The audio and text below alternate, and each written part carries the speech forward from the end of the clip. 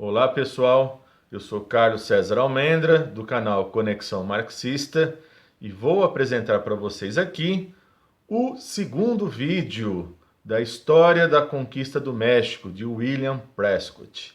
São dois vídeos que podem ser assistidos de forma autônomas, mas que se complementam. O primeiro deles que eu produzi ainda não aparecia a figura dos, entre aspas, conquistadores, que na verdade são invasores, e agora esse vídeo aqui nós vamos tratar de como ficou a situação mexicana diante da invasão do Cortés e seus aliados, ok? É logo após a vinheta.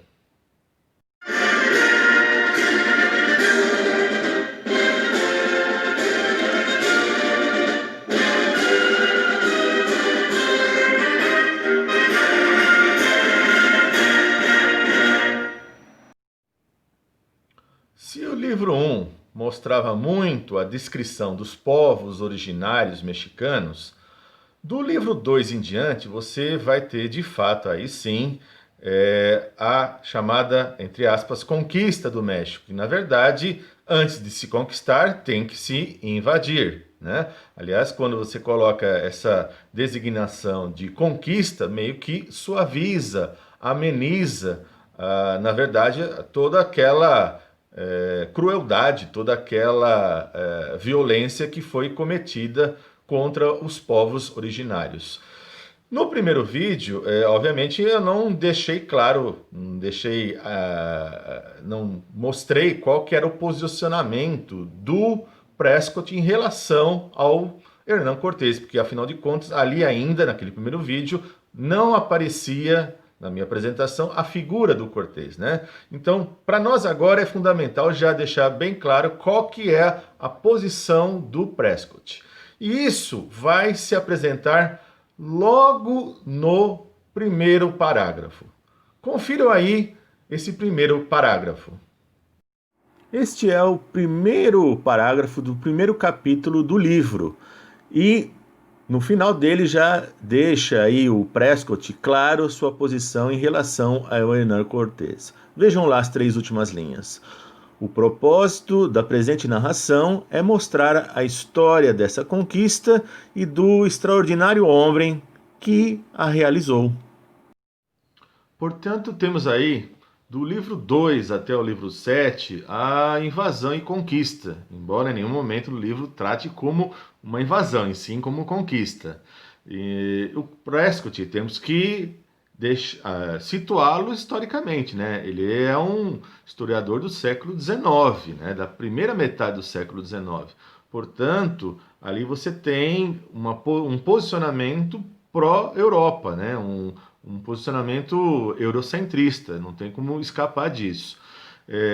Em que pese o livro do Prescott, já falei desde o vídeo anterior, que ele é muito bem escrito, tem uma enorme quantidade de rodapés, nesses rodapés ele aproveita e praticamente coloca ali uma biografia, uma mini biografia, né, sobre o autor que ele está citando, né? Então é muito interessante nesse sentido, né? As fontes do Prescott, portanto, são fontes escritas, né? Ele não é um arqueólogo, portanto, ele não está centrado nos objetos, nos vestígios culturais, embora eles também sejam citados, né? Aqui ao longo da obra, né? Se inicialmente ele começa a descrever a história, depois ele vai para a narração, mas nessa narração ele tem mais cautela, né? Porque ali na narração você vê muito as lideranças dos povos, né? Dos povos citados, né? São sempre tratados como pessoas notórias, mas isso é bom lembrar, né? Como ele está se pautando como em cima de fontes escritas, esses que já tinham escrito esses livros anteriores, em séculos anteriores, também recorriam a isso, né? Colocavam essas figuras heróicas, né? Isso é muito recorrente naquela história do século XIX para trás. E as críticas, há críticas sim ao Cortés durante a obra, né? Mas as críticas são sempre de cunho moral, né? E quando é cunho moral, ele é atemporal. Ou seja, a questão da hierarquia, da honra, da falta com a palavra, né, que para ele é algo que não tem desculpas, né? E em que pese ao contrário, né? Quando você tem ali os massacres, né? Como o massacre de Cholula, a torta direito, ou seja, sem nenhum, ou seja, poderia ter sido evitado, afinal de contas, reúne todo mundo num só local, desarmados, mulheres, crianças, população em geral, dos astecas, e promove-se um massacre, né? Então, embora no livro ele mostre, né? Isso é importante, né? A gente saber que houve o massacre. Eu mesmo, antes da leitura desse livro, não sabia que tinha esse, em especial, esse massacre em Cholula, né? Portanto, a todo instante mostra ali o Cortés como um súdito fiel à coroa, né?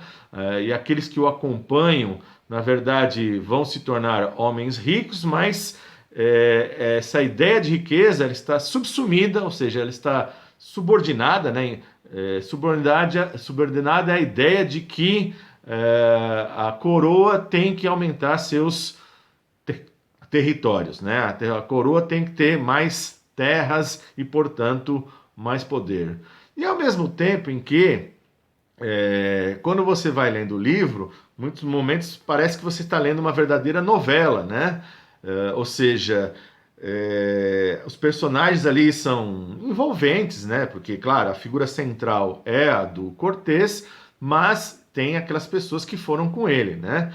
E nessa ideia, né? Nesse momento que mais parece uma novela, há momentos ali que você, ao terminar um capítulo, você já está instigado a ler o próximo. Afinal de contas, né? Como o Prescott ele coloca assim no início de cada capítulo uma descrição do que vai acontecer, né? Ou seja, ele põe trechinhos ali mostrando quase que um resuminho, né? Mostrando o que vai aparecer no capítulo. Você já fica instigado a já ler o capítulo seguinte. Sem contar que nas lutas entre os astecas e os espanhóis, você vê ali impasses, né? Tem momentos que os espanhóis estão ganhando batalhas, mas tem também momentos em que os astecas literalmente derrotam, né? Expulsam de Tenochtitlan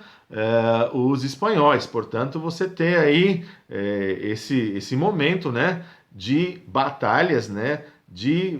Para quem, se você não conhecesse, né? Pela história, né? Quem foi o vencedor, né? Vamos supor, se fosse uma história totalmente inédita para você, você iria lendo e pensando, quem será que vai ganhar no final essa batalha, né? Portanto, claro, né? É uma história que todos já conhecem, né? Que quem de fato conquistou através da invasão foram os espanhóis, mas não foi tão fácil assim, não, né? Embora devido à sua superioridade em termos de armamentos bélicos, isso fez uma diferença fundamental, além da peste, né? São vários fatores que vão contribuir aí para a vitória do Cortés e seus aliados. Uma das figuras importantes nesse processo dessa colonização é o Diogo Velázquez, né, que era o governador de Cuba, né, era o governador, portanto, responsável por toda a colonização ali, naquele momento, né, e o qual o Cortés tinha sido secretário dele, né, e quando você tem ali o processo de colonização, a ideia é que você promovesse a conversão dos índios, né? E o Prescott vai dizer que, no caso do catolicismo, você teve ali, ele era muito mais favorável, né, para esse tipo de proselitismo, ou seja, para esse tipo de conversão, mas uma conversão mais forçada, né? Uma conversão no sentido de, olha, não, mude a seu bel prazer. Não, não, não. É uma coisa que vem um tanto quanto imposta, né? Embora, obviamente, os espanhóis, né, em alguns momentos tiveram uma certa habilidade, né, de utilizar, por exemplo, os ícones, né, os símbolos astecas, né, você procurar adaptá-los, né, criar imagens de virgens, de santas próximas para facilitar a conversão. Além disso, você vai ter aquelas pessoas muito próximas do Cortês, né? Vejam aí que são algumas figuras importantes que vão aparecer aí ao longo da obra, que são aqueles que estão junto com o Cortês na expedição, nas batalhas, né, nas lutas, e a maioria deles vai estar vivo até o final da expedição e conquista final. Vejam aí quem são essas figuras, né?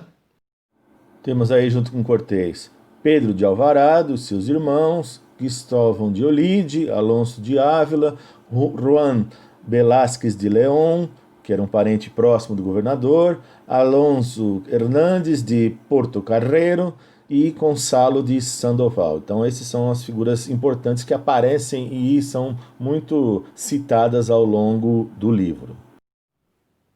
Para chegar ao continente, você vai ter aí armamentos sofisticados, né, para aquele momento, ou seja, 10 canhões pesados, 4 falconetes, que eram uma espécie de um canhão menor, né, de 1,5 m, né, de 80 a 200 quilos, muita munição, que vai ser fundamental, e 16 cavalos. Cavalos os quais os astecas nunca tinham visto.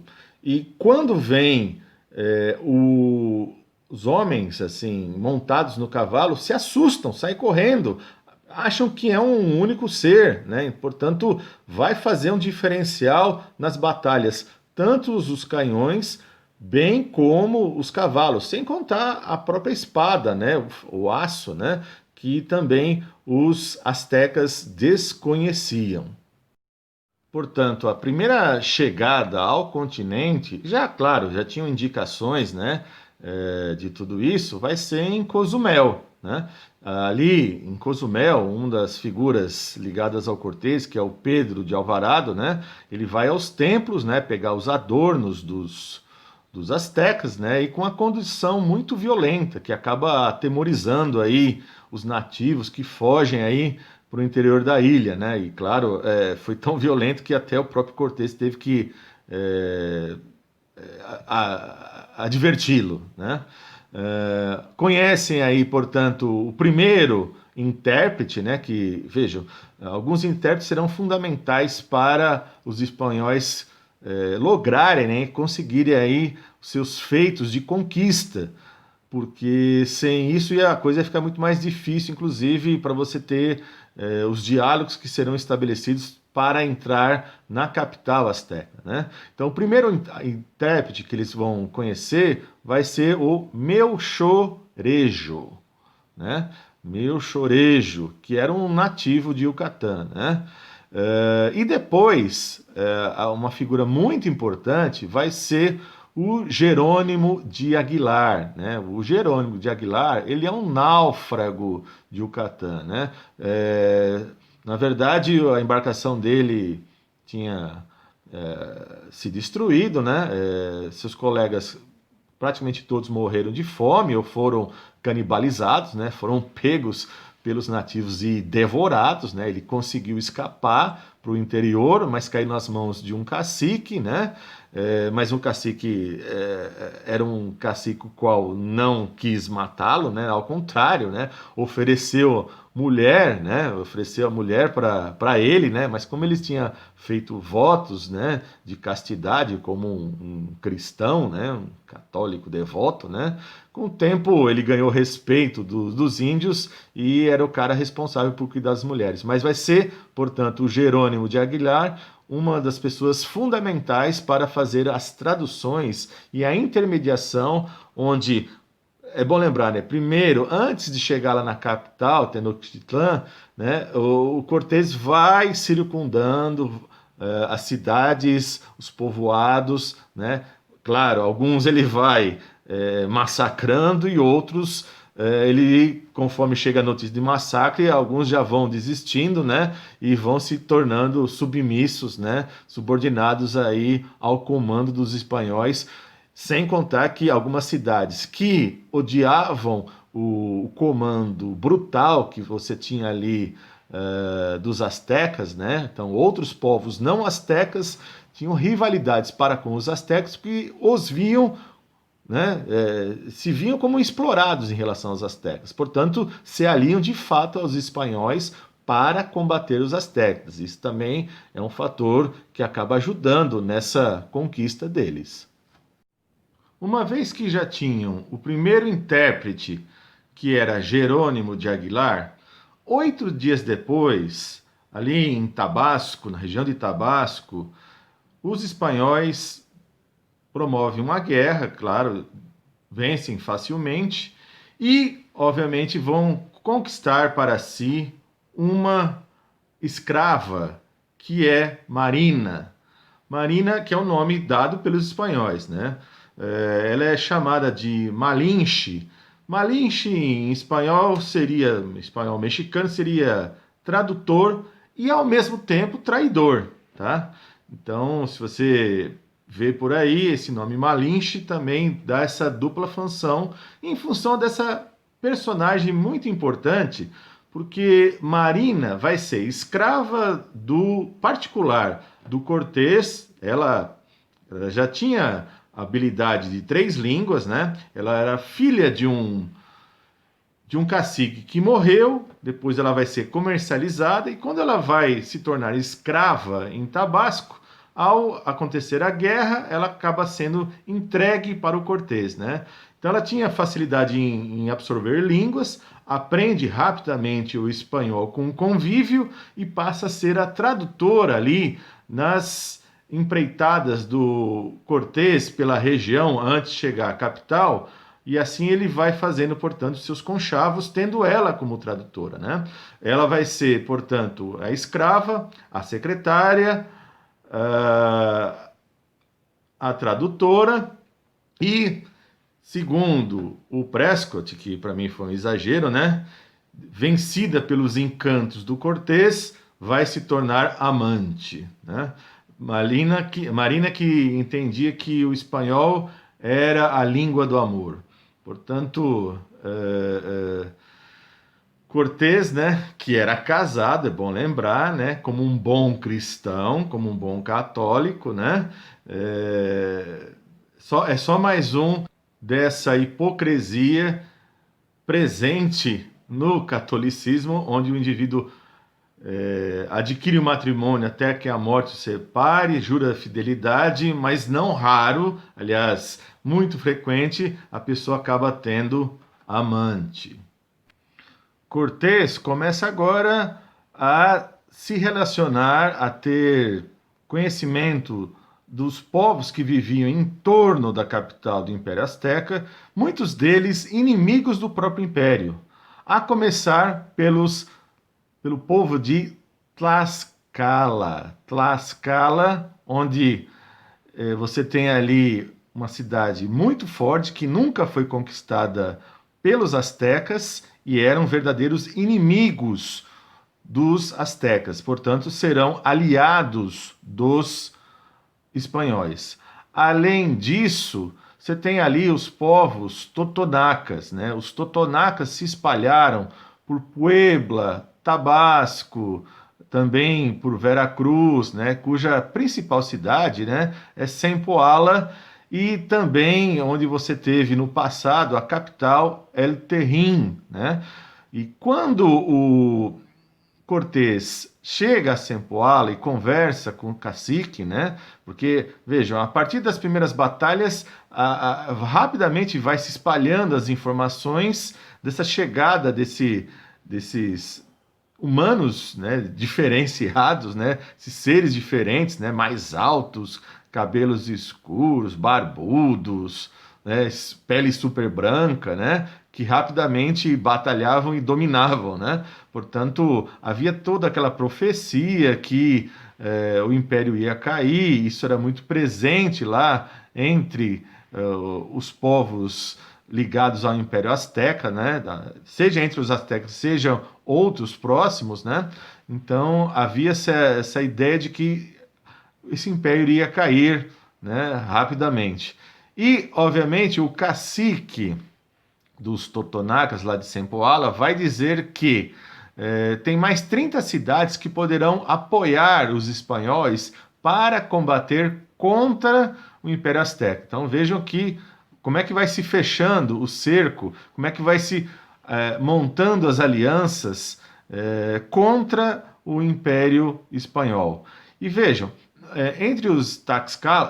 lá entre os Taxcalas, os espanhóis pela primeira vez, vão se deparar com comidas que eles nunca tinham visto, né? Vão comer verduras que nunca imaginavam que existiam, vão comer peixe e carne temperados com temperos também exóticos para eles, né? Comer torta de milho, banana, portanto, começam a conhecer a alimentação de um mundo novo para eles. A fama da vitória já tinha se espalhado desde Tabasco, né? E tinha se espalhado ali pelas cidades vizinhas e por muitos e muitos quilômetros, né? Isso fará com que, quando o Cortés, com a sua tropa, chega lá em Sempoala e conversa com o cacique, né? Enquanto isso, você tinha lá nobres astecas que eram encarregados de recolher os tributos para Tenochtitlan, né? Então vejam que isso foi muito presente, né? O recolhimento de tributos era um fator muito corriqueiro e isso fará com que, claro, as cidades e diferentes povos passem a ter ódio para com os astecas, né? Esses nobres, quando veem lá os espanhóis sendo cortejados, sendo admirados, respeitados, né? Sem o consentimento de Montezuma, o que eles exigem ali? Que simplesmente seja enviado 20 homens e mulheres jovens para o sacrifício. Cortés simplesmente fica enfesado, fala para prendê-los, né? Então o povo lá de Sempoala fica meio ressabiado, mas em seguida os prende, né? Os acorrenta e coloca presos, né? E o que vai fazer o Cortés? Aí é uma habilidade política, né? Daqueles que estavam presos, 2 deles ele libertou à noite, né? Para que, obviamente, eles regressassem lá para Tenochtitlan para levar os informes para o Montezuma, né? Para mostrar que, mesmo sendo inimigo, eles não estavam sendo mortos ali, né? E, obviamente, com esse tipo de ação, o povo ali da região queria simplesmente sacrificar todos os restantes dos nobres, né? O Cortés diz que não deixa, né? Leva-os para os seus barcos e depois os liberta para que eles espalhassem essa informação que não foram sacrificados. E deu certo, né? Isso espalhou, conforme diz parece que espalhou como se fosse pólvora, né? Então, está mostrando aí já um poderio desses novos inimigos que estão chegando e essas informações rapidamente se espalham por todo o império, chegando até aos ouvidos do imperador. Progressivamente vai sendo substituído a chamada fé pagã, né? Esse politeísmo que eles cultivavam, pelo cristianismo, portanto, por esse tipo de monoteísmo, ou seja, a fé cristã fazia com que se destruísse os ídolos pagãos, né, os ídolos dos povos nativos, eram literalmente destruídos porque eram vistos como coisas do Satã. Isso já tinha sido feito em Tabasco, isso vai ser feito em Sempoala, e sempre vale lembrar, né, que a principal catedral da Cidade do México, ela foi construída em cima de um templo azteca, né? Então percebam que os espanhóis rapidamente vão buscar colocar à força, né, seus valores cristãos. Claro que quando fosse possível você fazer ali uma jogada política, claro que jogada política, onde você transferia a adoração de uma imagem asteca por uma nova imagem muito semelhante cristã. O próprio Prescott dá um exemplo aqui, que há a imagem do Quetzalcoatl, que é o deus da chuva, né? Ele vai ser substituído pela Virgem Redentora, ou seja, é o mesmo tipo de cruz que você tem, só que o deus é outro. No caso, é uma substituição de um deus por uma santa católica. Agora teríamos missas e celebrações do cristianismo no lugar dessa fé pagã. Enquanto isso, obviamente, o Cortés está, portanto, fazendo todos os seus conchavos políticos no sentido de se fortificar, né? Tendo, portanto, aliados dos povos nativos, e para que não houvesse o perigo de membros da sua tripulação, né, das suas tropas fugissem, porque afinal de contas, simplesmente agora o Cortés não estava mais sob responsabilidade do governador. Aliás, o Cortés vai se tornar um verdadeiro inimigo do governador, né? Tudo que o governador agora queria dali para frente, né, era simplesmente encarcerar o Cortés. O próprio Cortés vai fazer o seguinte, gente, ele vai pegar e vai destruir 9 das suas embarcações, vai afundá-las, né? Primeiro vai tirar as velas, as cordas, o ferro, né? Tudo que fosse proveitoso, e afunda essas embarcações, deixa apenas uma para que, se alguém das suas tropas quisesse regressar a Cuba, que regressasse como, na verdade, um traidor, né? E levasse lá, e deveria, obviamente, dizer que Cortés está ali em nome da expansão da coroa espanhola. Portanto, vejam, é inegável, né, uma habilidade política para saber lidar com a situação. E é assim que termina o chamado segundo livro, que na verdade é a segunda sessão. Quero ler aqui abaixo os seus comentários. Deixe o seu like para ajudar a subir esse vídeo. Compartilhe com seus amigos. E a gente se vê no próximo vídeo, onde aí sim os espanhóis vão chegar à capital e as batalhas serão intensas, de ambos os lados, com vitórias para ambos os lados em diferentes momentos. Ok? É isso, pessoal, e até a próxima!